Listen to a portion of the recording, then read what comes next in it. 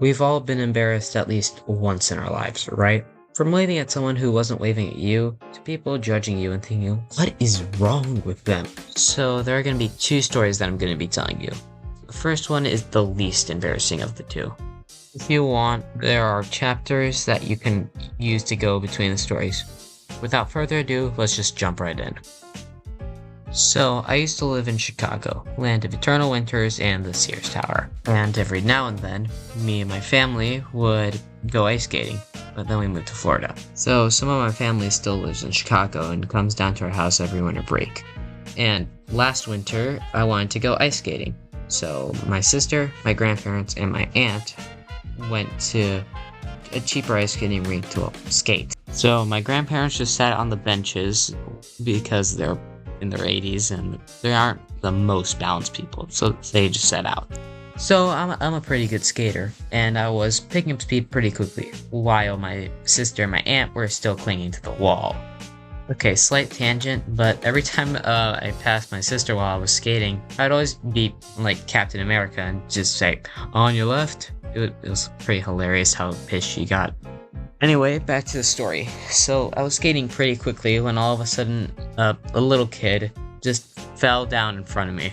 Well, I immediately swerved, but I ran into a wall and bounced off and started doing one of those like twisty motions to stop myself from falling. But it didn't work, and I fell down with my legs sliding to my sides and creating like a W shape, and the entire radius of people around me just turned and stared as I dusted myself off and continued skating.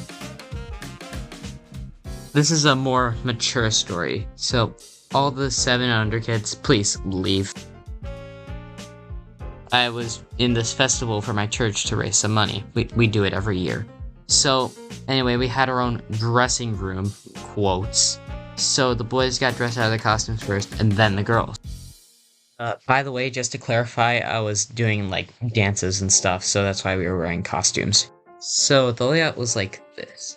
There was a main room with an entrance and all that stuff, and basically that was connected to the hallways in every other room.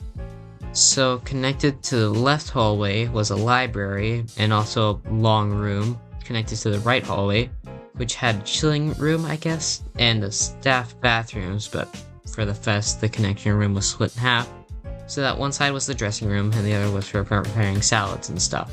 Since the dance group was technically working there, we could go into the hallways. So, the way I changed was that I just took off my shirt, put on a white button down, and kept my shorts on because we had puffy pants that covered them up. So after I put my shirt back on and took off the puffy pants, I walked and went to the chilling room and then realized that I forgot my phone and headphones. So I walked back to the dressing room to grab my stuff and pause for a second.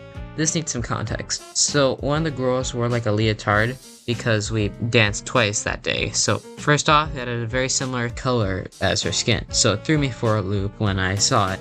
After I realized that it wasn't skin, I assumed that she'd be wearing a bra and underwear under it, like a normal person would. Okay, so first off, the room was laid out like this. There was a table with my phone and some other stuff on it. There were 2 girls standing in front of the table. And on the other side of the room, there was another table with some more stuff on it. And next to that was the girl with the leotard and her friend that she was talking to.